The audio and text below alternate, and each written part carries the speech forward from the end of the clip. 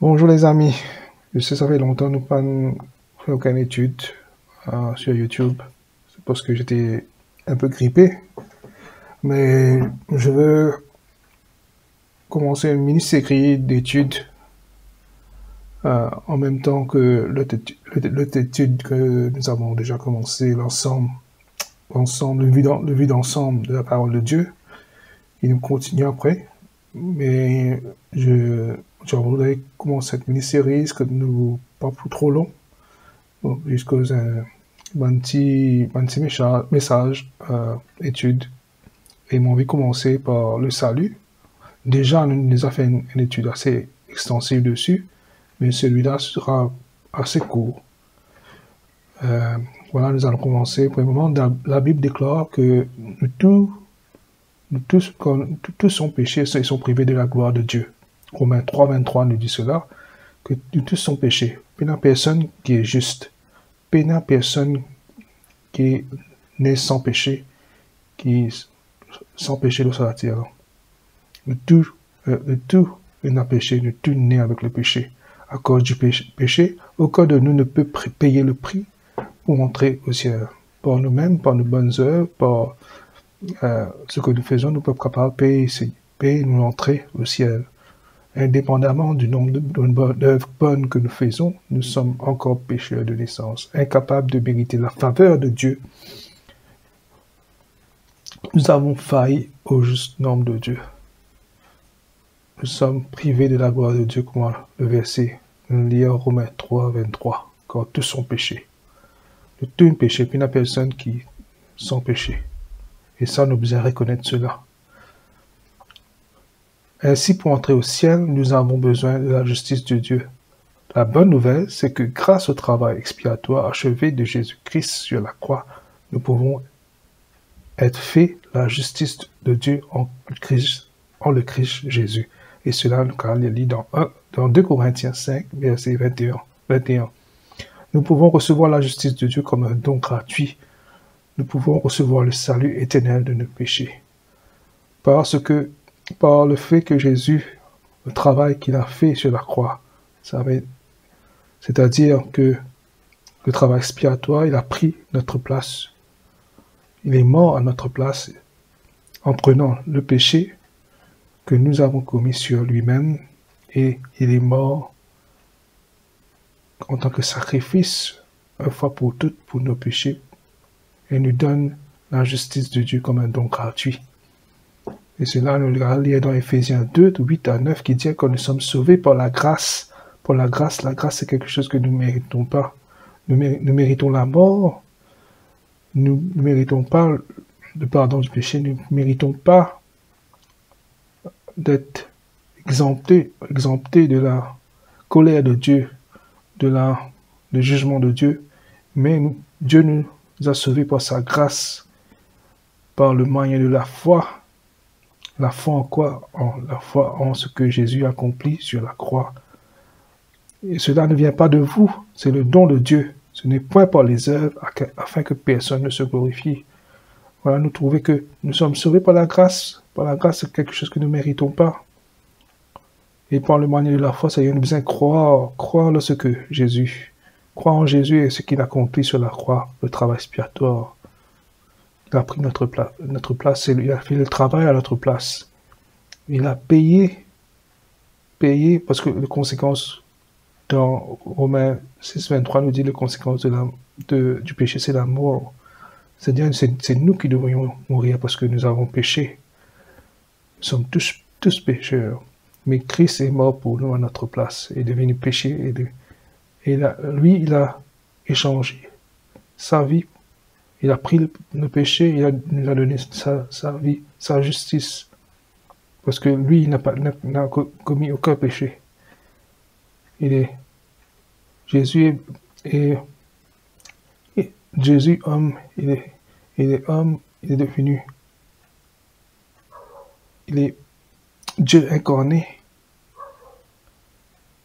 Et il est venu pour mourir à notre place sur cette croix, afin que nous pouvons avoir le salut, être sauvés de la condamnation, du jugement, de la colère de Dieu, en ça, le travail accompli sur la croix.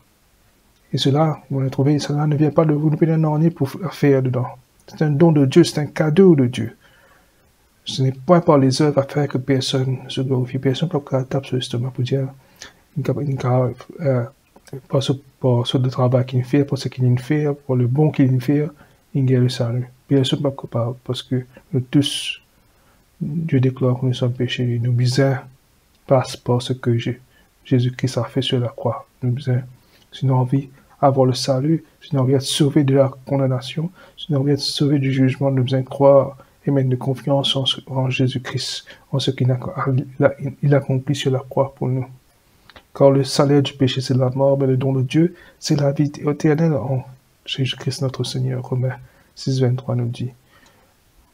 Encore, Dieu nous dit à nous comme ça, mais Dieu approuve son amour envers nous en ce que lorsque nous étions encore des pécheurs, Christ est mort pour nous. Dieu a fait éclater son amour, a prouvé son amour pour nous, pour chacun d'entre nous. Dieu nous aime. C'est pour ça qu'il ne veut pas que personne périsse. Il a envie que tous parviennent à la connaissance de la vérité et être sauvés de la condamnation.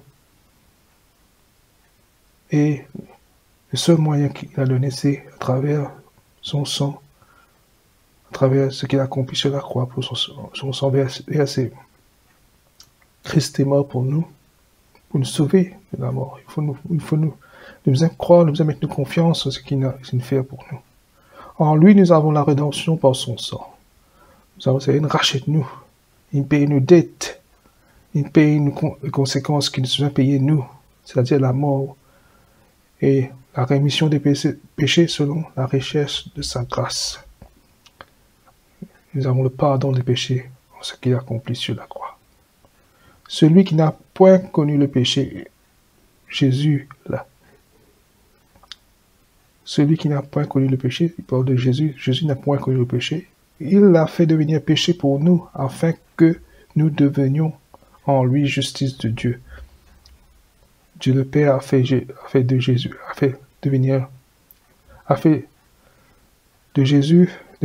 péché pour nous, afin que nous devenions en lui justice de Dieu, afin qu'il rende nous justes, afin qu'il pardonne tous nos péchés.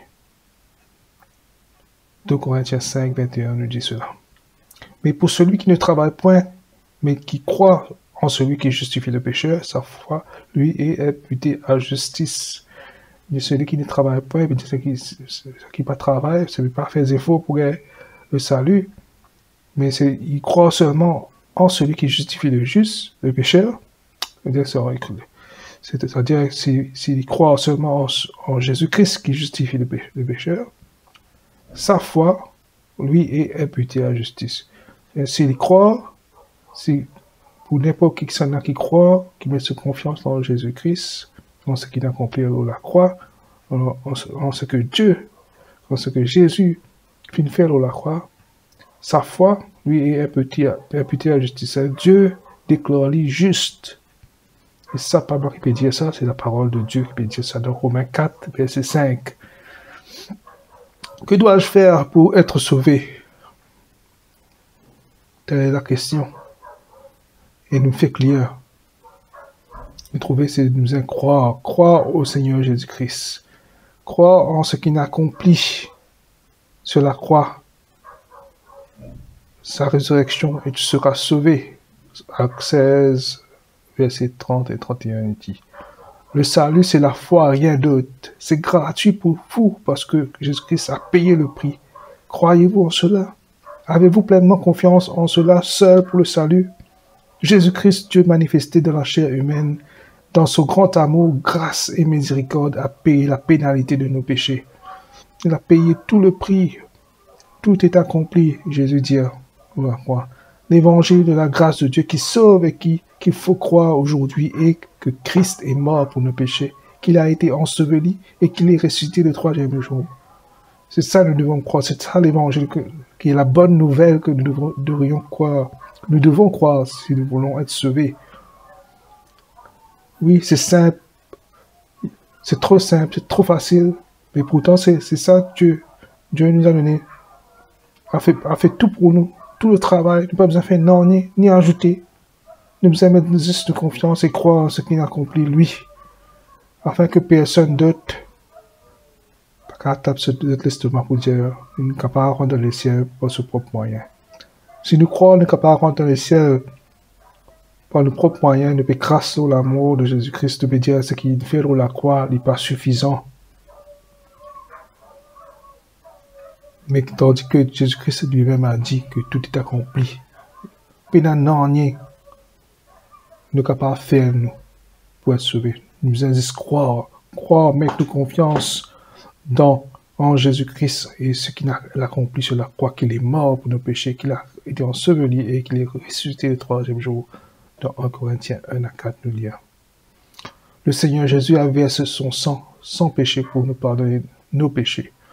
Mais la Bible déclare que quiconque rejette l'évangile de grâce devra payer pour ses péchés, dans le lac de feu pour l'éternité. Mais à celui qui reçoit cet évangile, Dieu lui donne la vie éternelle et le pouvoir de devenir enfant de Dieu. Et cela nous caractérise dans Tite 3, versets 4 à 7, qui nous dit « Mais lorsque la bonté de Dieu, notre Sauveur, et son amour pour les hommes a été manifesté, il nous a sauvés, non à cause des œuvres de justice que nous aurions faites, mais selon sa miséricorde, par le bain de la régénération et le renouvellement du Saint-Esprit qu'il a répandu avec richesse sur nous par Jésus-Christ notre Sauveur, afin que, justifiés par sa grâce, nous fussions héritiers de la vie éternelle selon notre espérance. Dieu rend nous justes par sa grâce, la grâce qu'il a déversée sur nous. Son amour, par son amour pour les hommes, pour nous, il nous a sauvés en Jésus-Christ. Non par les œuvres que nous avons faites, mais par ce que Jésus-Christ a fait sur la croix. Et il donne nous l'héritage de la vie éternelle. L'Esprit lui-même nous rend témoignage à notre esprit que nous sommes enfants de Dieu. Romains 8, 16 dit à nous. Quand nous croyons, quand nous mettons confiance en Jésus-Christ, nous recevons le Saint-Esprit. Le Saint-Esprit, Dieu nous baptise par le Saint-Esprit dans son corps, qui est l'Église. Et cet même esprit, le Saint-Esprit, lui-même rend témoignage à notre esprit que nous sommes enfants de Dieu et qui sert nous jusqu'à la rédemption. Comme nous allons lire dans Éphésiens. Lorsque vous vous confiez exclusivement au Seigneur Jésus-Christ comme votre sauveur personnel, la justice de Jésus-Christ s'appliquera à vous. Jésus-Christ est parfait, dont sa justice qui nous est imputée est notre seul moyen d'entrer au ciel. Feriez-vous confiance au Jésus-Christ seul comme votre sauveur personnel? J'espère que vous accepterez l'offre de Dieu aujourd'hui. Oui, cette offre. Et Dieu offert la vie éternelle à tous ceux qui croient en Jésus-Christ et en ce qu'il a accompli sur la croix. Voilà ce que Dieu nous offre. Est-ce que nous croyons cela? Est-ce que nous pouvons mettre une confiance en Jésus-Christ, en ce qu'il a accompli sur la croix, sa mort, sa résurrection?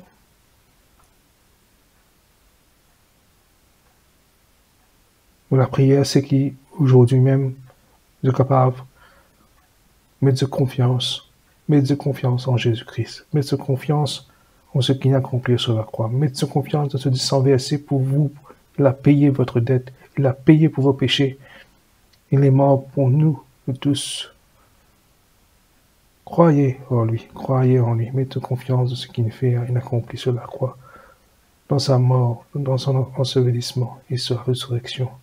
On va nous trouver l'évangile est simple et que Christ est mort pour nos péchés. Nous devons croire donc que Christ est mort pour nos péchés, qu'il a été enseveli et qu'il est ressuscité le troisième jour. Comme 1 Corinthiens 15, 1 à 4 nous dit clairement. Voici le message est clair. La balle est dans votre camp.